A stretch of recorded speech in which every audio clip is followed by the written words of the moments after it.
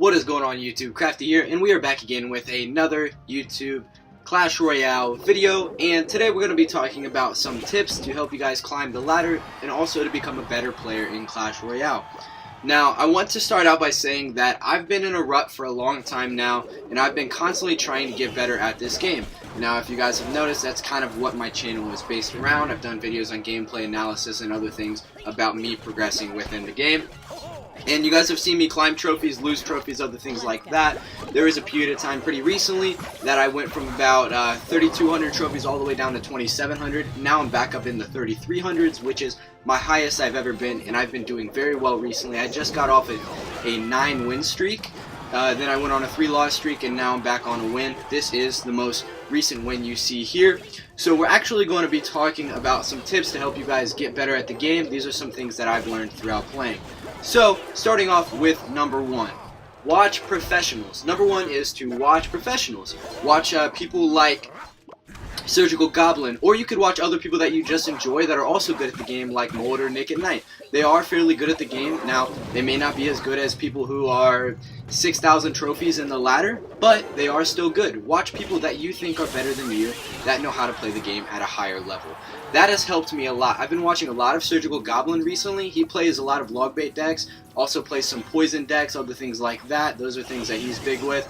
And I've gotten to learn a lot about how to play this game in terms of a competitive level, and it's definitely helped me climb the ladder quite a bit. Like I said, I just got off of a 9-win streak, which is the longest I've ever done other than when I very first started playing the game. So, it has definitely helped me out a lot. Watch what they do. Listen to what they do. They use a lot of cards to counter things that you guys encounter fairly often, but you may not necessarily know how to play around what your enemies have coming at you.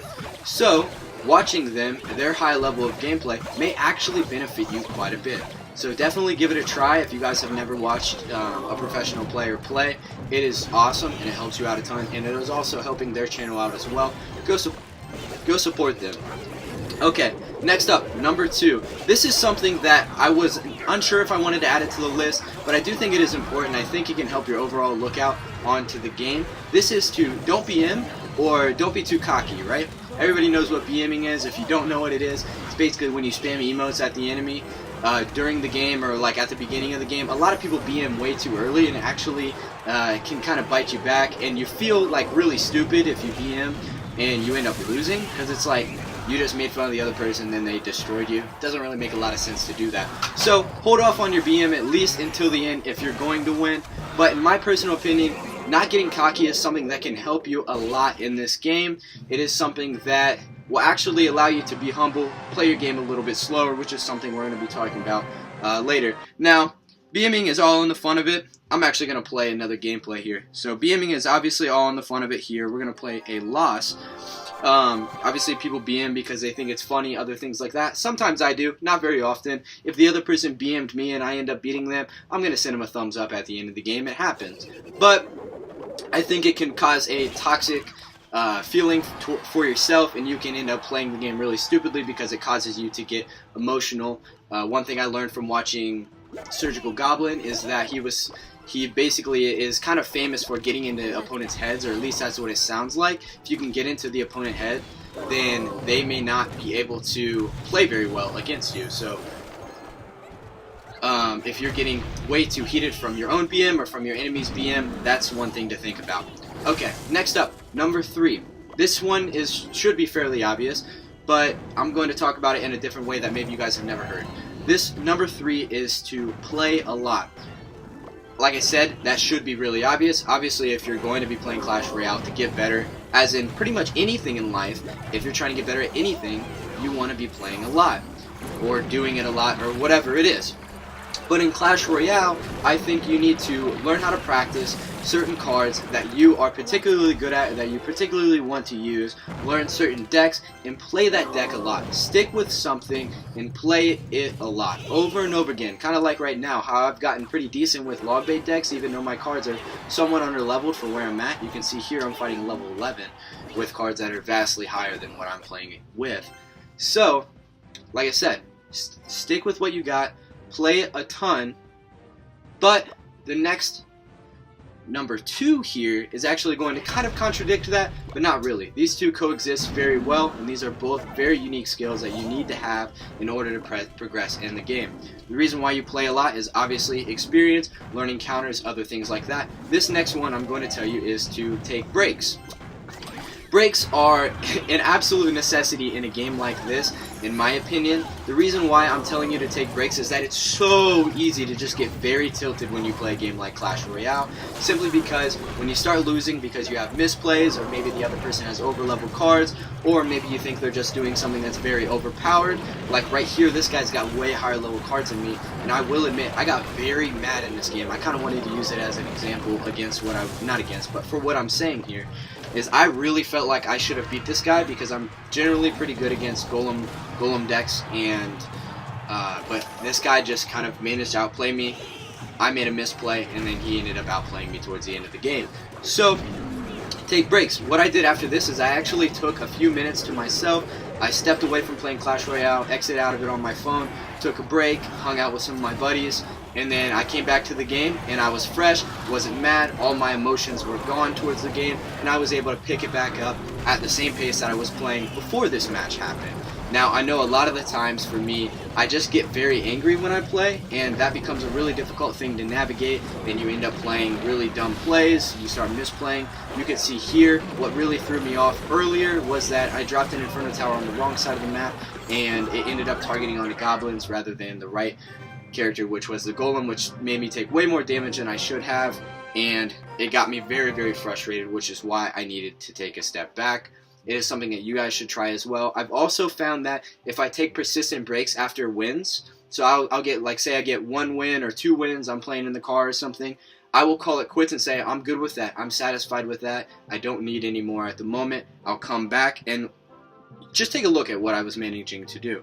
So you can see 1, 2, 3, 4, 5, 6, 7, 8. So I was on an 8 actually. I thought it was a 9, but maybe I miscounted. But yeah, I managed to get a really high win spree, and that was simply because I was getting 1 win or 2 wins at a time and just quitting, and I would come back fresh. When I finally lost, I played 3 games in a row here. You can see 1, 2, 3, and I needed to take that break. Finally took the break, and I came back, got another win here, even though this guy was vastly overleveling me with his characters.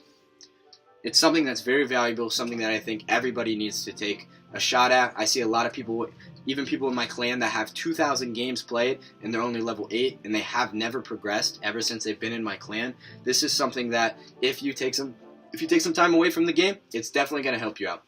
Alright, we're going to move on to number 1 here. Number 1 is kind of similar to the last one with taking breaks, except this one is to be patient. Being patient in Clash Royale is something that, like they say that patience is a virtue, right? It is something that it is totally a virtue in Clash Royale. A lot of people do this thing where they try to overload the enemy all the time, wasting all of your elixir. You never have the adequate elixir to be able to counter a push if they make a successful push against you. We're going to play another gameplay here. And that can be very dangerous if you're constantly pumping your elixir out. Honestly, elixir conservation and patience is what separates good players from bad players, in my personal opinion. If you are able to play your cards right with any deck that you have, you could potentially beat any other deck, obviously unless you get absolutely hard countered, but you can still end up winning that. You want to play it safe, you want to play it patient. When you're playing a deck like Logbait, you want to just continuously try to catch the opponent off guard. If you can catch them off guard, you will win every single time. That's how this deck works. If they are rocking Zap or they're rocking Log or something, you're gonna outcycle them, get their Log out of play, and then you're gonna cycle back while still conserving your elixir, because if they have a heavy push coming, so for example, here you see in the gameplay, there's a P.E.K.K.A, right? So you want to do everything you can in order to stop their push while also maintaining the elixir to be able to push back.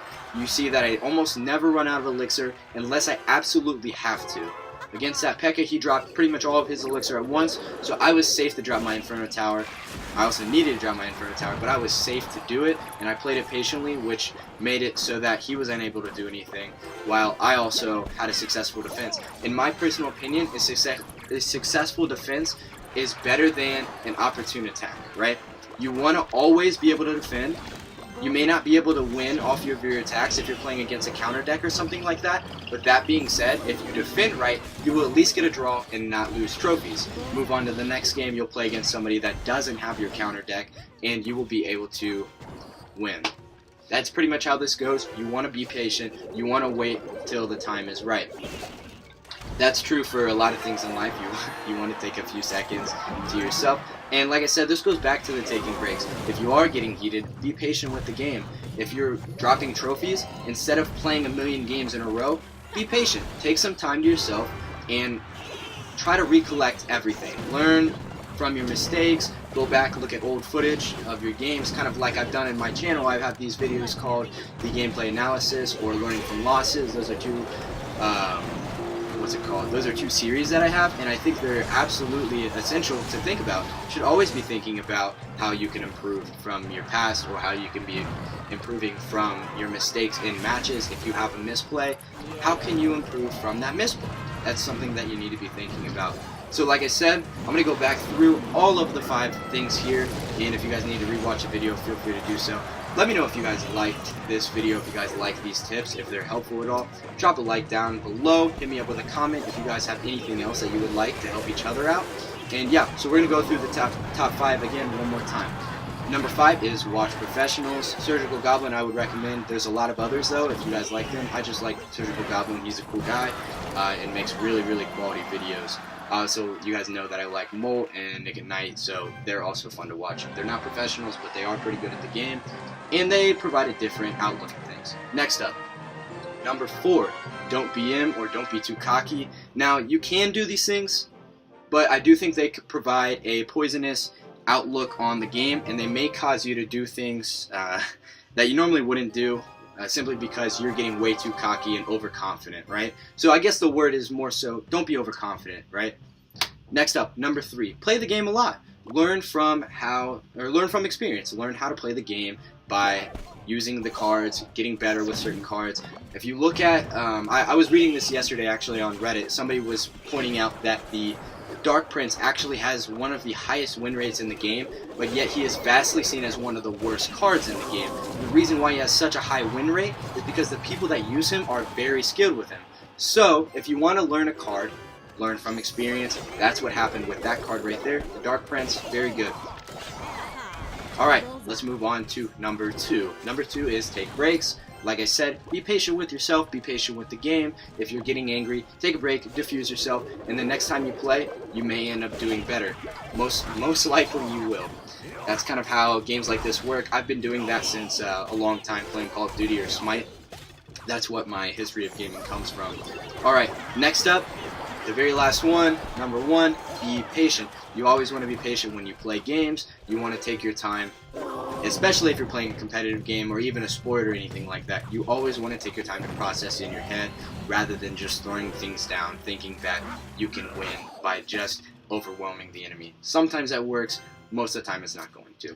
Hopefully you guys liked the video. Drop a subscription down below if you guys want to see any more content like this. If you guys haven't seen my last video, it was on the top 5 most overpowered cards in the game. All my opinion, but I would love to see what you guys have to say about that.